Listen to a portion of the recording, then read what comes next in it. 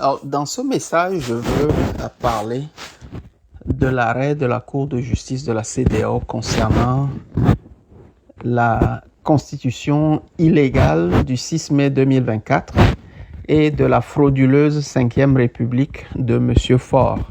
C'est exactement comme ça que je l'ai toujours dit depuis que cette histoire est arrivée. Donc, l'arrêt de la CEDEAO ne vient pas nous apporter quelque chose de nouveau. Par contre, je tiens à attirer notre attention sur le fait que la CEDEAO vient encore, comme à son habitude, de tendre un piège au peuple togolais. J'ai entendu beaucoup de choses qui ont été dites. Moi, j'ai dit, par principe, que je n'aurai aucun respect pour personne, ni aucune organisation, aucune institution qui cautionne les violations de la constitution de mon pays, le Togo. Et je répète que je n'aurai aucun respect pour aucune personne, ni aucune institution, aucune organisation, quel que soit le sigle qu'elle porte, qui cautionne le piétinement et la violation, le non-respect de la constitution de mon pays, le Togo. Je sais que beaucoup de gens disent de ne pas s'attaquer à la CEDEAO. C'est vrai, mais en même temps, la même chose ne peut pas nous arriver, se répéter régulièrement sans qu'on en tire les leçons qui s'imposent. En fait, ce qui vient de se passer, c'est vrai que la CEDEAO elle-même qualifie le régime de M. Faure et ce qu'ils ont fait d'illégal et d'illégitime, c'est vrai. Mais en même temps, la façon dont ils ont procédé est un autre piège, exactement comme ils l'ont fait par le passé, de sorte que si nous, les Togolais, nous ne savons pas exactement comment faire pour faire changer les choses, parce que ce n'est pas la CEDEAO qui viendra changer les choses à notre place, c'est que nous allons nous-mêmes légitimer la frauduleuse 5e République de M. Faure et sa constitution illégale du 6 mai 2024. Je vais m'expliquer et je vais rafraîchir la mémoire à chacun d'entre nous. Si vous vous rappelez, en 2005, lorsqu'il s'était agi donc de s'opposer vigoureusement à la prise du pouvoir de M. Faure à cette époque-là, la CEDEAO est intervenue et a fait en sorte que l'opposition togolaise aille à Abuja. Et c'est à Abuja que M. Gilles Chris-Olympio a prononcé cette parole qu'il serait prêt à reconnaître le vainqueur des élections de 2005, les élections présidentielles de 2005. Avec cette déclaration-là, il a, sans le savoir, il avait légitimé l'élection de M. Faure et toute la fraude qui lui a permis de s'imposer au peuple togolais à travers les urnes. Pourquoi je dis ça? Parce qu'en réalité, sur la base de notre constitution, M. Faure n'avait aucun droit légal de participer à aucune élection présidentielle, d'ailleurs à aucune élection du tout au Togo. Pourquoi? Parce qu'il a été complice et bénéficiaire d'un coup d'État militaire. Or, la Constitution de 1992 déclare que tout renversement de l'ordre démocratique constitue un crime imprescriptible contre la nation togolaise. Donc, je ne vois pas comment quelqu'un qui avait commis un crime imprescriptible pouvait être validé comme candidat à une quelconque élection présidentielle au point d'en sortir vainqueur. Mais la CEDEAO a tendu ce piège-là. Nous sommes tombés là-dedans et ça a permis à M. Faure de se représenter illégalement en 2010, illégalement en 2015, illégalement en 2020. Maintenant, en 2018, je vais encore nous rafraîchir la mémoire, suite au soulèvement populaire à l'initiative de M. Tikpi Achadam et de son parti, le Parti national panafricain, le PNP, la CEDEAO est encore intervenue, toujours avec cette façon particulière de tendre des pièges aux Togolais, au peuple togolais, parce que je ne veux pas parler seulement de l'opposition togolaise, en les invitant à un dialogue. Je ne vais pas m'attarder sur les contours de ce dialogue, mais au sorti de ce dialogue-là, la CEDEAO a proposé d'aller à des élections législatives. Cela a été inclus dans un document que moi je continue d'appeler une liste d'épicerie, mais que la CEDEAO avait fait passer comme une feuille de route. J'étais l'une des rares personnes à dénoncer que ce document-là n'était en rien une feuille de route. Les gens ont pensé que bon, c'est parce qu'on veut jouer les plus connaisseurs ou bien qu'on est contre ou qu'on était contre la C14 à l'époque et ils ont cru en la bonne foi de la CEDEAO qui nous a roulé à nouveau dans la farine et il a fallu que ce soit l'opposition qui court derrière la CEDEAO pour mettre sur pied un comité de suivi. Je l'avais dit à l'époque, moi, avec plus d'une vingtaine d'années d'expérience en gestion de projet, je ne peux pas lire ce document-là et accepter que c'était une feuille de route. Mais malheureusement, les gens ont suivi ça et ça a donné ce que ça a donné. Maintenant, ça nous amène à aujourd'hui.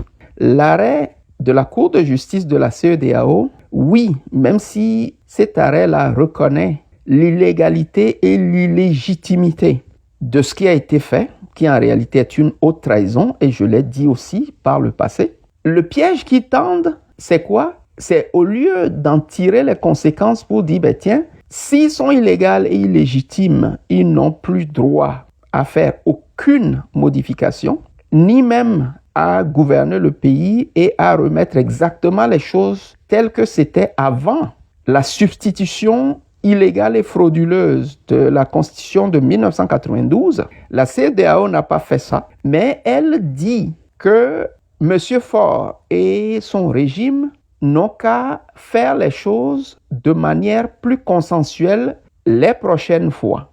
En d'autres termes, que les prochaines réformes soient faites dans les règles de l'art. Mais comment est-ce que un régime, un pouvoir reconnu illégal et illégitime, peut-il en même temps faire des réformes qu'on devrait finalement accepter comme correctes parce qu'il l'aurait fait selon les règles de l'art? C'est comme on dit au voleur, ben tiens, ce que tu as volé, c'est correct. On sait que tu es voleur par l'acte que tu as posé. Mais attention, demain, quand tu veux aller voler, fais-le dans les règles de l'art. En fait, c'est ce que cela veut dire. C'est ce que cela veut dire. Et le piège, c'est où? C'est si l'opposition togolaise, encore une fois, va s'asseoir à un dialogue quelconque, et répond favorablement à une invitation quelconque, elle viendrait immédiatement à légitimer la frauduleuse 5e République de M. Faure et sa constitution illégale. En réalité, on ne devrait même plus chercher à discuter avec eux. On ne devrait même pas leur demander une transition. Comme j'entends le dire, c'est vrai, l'idée est noble, mais à partir du moment où on est conscient et qu'on les reconnaît et que la CEDEAO dit que c'est illégal et illégitime, ça veut dire qu'on n'a plus rien à faire avec eux. C'est ce que ça veut dire en substance. Ce n'est pas à eux d'accorder une transition quelconque, ce n'est pas à eux d'initier une rencontre quelconque ou une révision quelconque qui serait faite dans les règles de l'art. Soit que la chose est bonne et on dit qu'elle est bonne, soit qu'elle est mauvaise et on reconnaît comme qu'elle est mauvaise. Mais on ne va pas se mettre entre les deux. Et c'est là que réside le piège. Maintenant, vous allez me demander, mais qu'est-ce que tu proposes? Et moi, je vous répondrai que ma proposition, je l'ai déjà faite. Il y a un peu plus d'un an maintenant, à travers une résolution que j'ai appelée la résolution du 27 mai 2025, que j'ai demandé aux gens de signer et que très peu de gens ont signé. En réalité, dans cette résolution-là, déjà, je qualifiais la 5e République de frauduleuse et la modification de la Constitution d'illégale. C'est écrit noir sur blanc. Vous pouvez voir le lien sous cette vidéo, dans la description ou même dans le commentaire. Mais qui finalement au Togo considère les choses qu'on propose. C'est vrai qu'on n'est pas connu, mais c'est la petite expérience que nous avons qui fait que on prend certaines positions pour le bien commun de nous tous. Donc cette proposition-là est encore d'actualité et il faut que les Togolais s'expriment parce que ce n'est pas la CEDEAO qui viendra changer les choses à notre place. Il faut que les Togolais s'expriment pour reprendre leur souveraineté. Il faut qu'il y ait un document concret qui soit signé par une majorité de Togolais qui dit que nous reprenons notre souveraineté qui a été confisquée, sinon volée par M. Faure. C'est de cela qu'il s'agit. Parce que si on nous pose la question aujourd'hui, combien de Togolais sont en réalité contre la 5e République frauduleuse de M. Faure, on va dire qu'il y a beaucoup de gens qui parlent, il y a eu des manifestations, c'est vrai, mais combien? C'est difficile à y répondre comme question. Alors qu'on doit en arriver là. Et c'est ça qui nous donne le choix ou le droit, la légitimité de reprendre possession de notre pays. D'ailleurs, j'ai fait une vidéo à ce sujet-là que des milliers de gens ont regardé sans faire ce que je leur demandais de faire. Vous voyez? Et aujourd'hui, là où nous en sommes, on n'a pas besoin de négocier avec M. Faure. On n'a pas besoin de lui demander de passer à une transition. Il le fera pas. On n'a pas besoin de lui demander de convoquer des assises. Il ne le fera pas parce qu'il est dans une logique et une logique très claire. C'est qu'il considère le Togo comme sa propriété privée. Il se considère comme le roi du Togo. Et tout ce qui est fait de façon, d'un point de vue juridique ou constitutionnel, c'est juste des tours de passe-passe pour conserver le pouvoir. Donc, ne nous attendons pas à ce que ce soit lui qui initie quoi que ce soit. C'est à nous d'agir pour reprendre le contrôle de notre pays. Une fois que nous aurons un document signé par au moins 100 000 signataires togolais, que nous pouvons brandir en plus de ce que la Cour de justice de la CEDEAO a dit, c'est que nous déclarons que nous avons repris notre souveraineté et ce n'est plus à M. Faure de décider quoi que ce soit. Parce que son Assemblée nationale est illégale, son Sénat est illégal, son gouvernement est illégal, toutes les institutions qu'il a eu à mettre en place sont illégales. Donc ce n'est pas à ces institutions-là de décider quoi que ce soit en notre nom. À partir du moment où on reconnaît que c'est illégal, que c'est illégitime et que c'est frauduleux, on ne doit plus rien attendre d'eux, on doit plutôt agir pour réaffirmer notre souveraineté. À partir de ce moment-là, nous pouvons faire des assises, comme j'ai dit, j'avais proposé il y a 1 an, nous pouvons faire des assises nationales et ça, aujourd'hui, au moment où je vous parle, on n'a plus besoin de se rassembler physiquement nulle part. On peut le faire en ligne. Et moi, j'avais déjà proposé le sommet pour l'avenir du Togo. Toute l'infrastructure nécessaire pour rassembler les Togolais, non seulement au Togo et dans la diaspora, on la mettra en place. On tiendra nos discussions, on discutera des problèmes du Togo, on parlera de l'avenir de notre pays et on prendra des décisions souveraines qui s'imposent à tous, qu'ils soient Togolais ou étrangers. Voilà ce que nous devons faire le plus rapidement possible et adopter une nouvelle constitution pour passer à une 6e république qui annule tout ce que M. Faure a fait jusqu'à présent et qui remet la souveraineté à notre peuple. C'est ça concrètement ce que nous devons faire maintenant. Ce n'est pas, par exemple, comme on le demande, que tel parti d'opposition doit accepter de s'associer à tel autre parti d'opposition. On n'a pas besoin de ça forcément. Vous voyez? Idéalement, c'est ce qu'on souhaiterait. Et en principe, si les gens sont engagés en politique pour servir les intérêts supérieurs du Togo et des Togolais, ils devaient être aussi capables de mettre de côté leurs petits problèmes de personnes qui ne peuvent pas être mis au-dessus de l'intérêt commun. Je suis désolé de le dire comme ça, mais c'est exactement ce qu'il y a et c'est exactement ce qu'il faut dire. Si les gens sont réellement engagés pour voir le changement au Togo, pour le bien-être, le bonheur des Togolais, ils devraient être aussi capables de mettre de côté leurs petits problèmes de personnes pour mettre en avant les intérêts du Togo et du peuple togolais. Aussi simple que ça. Aussi simple que ça. Donc, ne nous perdons pas le temps. Ne nous perdons pas le temps. Saisissons l'occasion dès maintenant pour réaffirmer la souveraineté de notre peuple et de reprendre possession de notre pays. Si nous le faisons d'un point de vue juridique, à partir de ce moment-là, quiconque s'oppose à ce que le peuple souverain a décidé, parce que de toute façon, M. Faure fait croire aux gens qu'il reconnaît la souveraineté des Togolais. Si le peuple souverain parle, agit concrètement et qu'il s'y oppose, on le verra également. Et ceux-là qui l'aideront à s'opposer à la décision souveraine du peuple togolais, on les verra également. Et s'il le faut, cela nous donne toute la latitude, toute la légitimité et toute la légalité d'en tirer les conséquences qui s'imposent et d'engager ce qu'il est nécessaire d'engager pour pouvoir concrétiser cela. C'est de ça qu'il s'agit maintenant. Sinon, on perd le temps, on tourne en rond et dès que une partie de l'opposition serait tentée d'aller négocier ou d'aller parler, d'aller discuter de quoi que ce soit avec M. Faure, de facto, c'est-à-dire automatiquement, de fait, il viendrait à légitimer la 5e République frauduleuse de M. Faure et sa constitution illégale du 6 mai 2024. Parce que la CEDEAO, certainement qu'ils ont eu des pressions diverses et ils n'ont pas eu le courage de dire le droit tel qu'il devait être dit.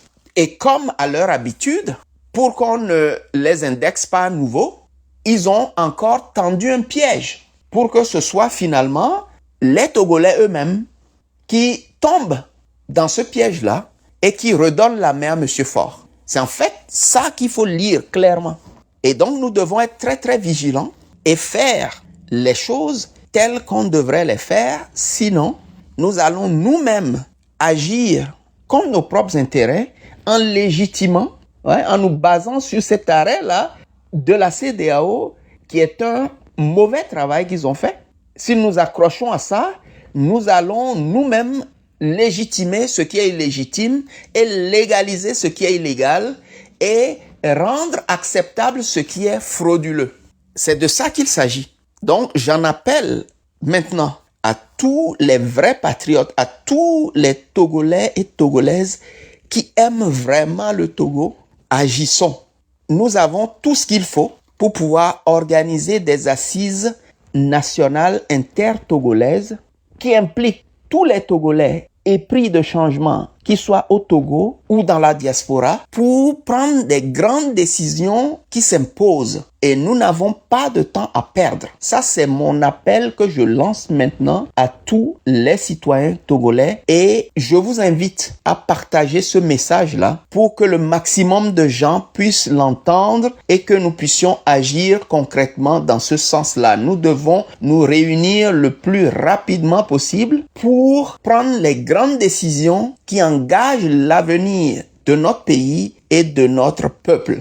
Regardez dans la description de cette vidéo et vous allez trouver le lien de la résolution et je vais lancer un appel particulier à tous ceux-là qui voudraient faire partie du comité d'organisation de ces assises-là dont j'ai déjà proposé le nom il y a de cela 1 an, le sommet pour l'avenir du Togo, de pouvoir se manifester pour qu'on tienne les rencontres qu'on doit tenir pour organiser ces assises-là le plus rapidement possible et permettre à notre peuple de reprendre possession de son pays en exprimant de façon très claire sa souveraineté à travers un document incontestable que personne ne pourra contester et c'est avec ça que nous pouvons réellement agir. Parce que la décision de la CEDEAO, oui, il y a quelque chose de bien là-dedans, Mais attention, ce document-là est un piège. Je le dis encore, faisons attention, soyons vigilants pour ne pas tomber dans ce piège-là. Je suis Kofi Sonopon, citoyen togolais et fier de l'être.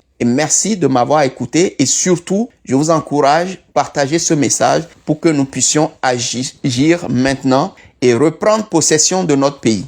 Merci beaucoup.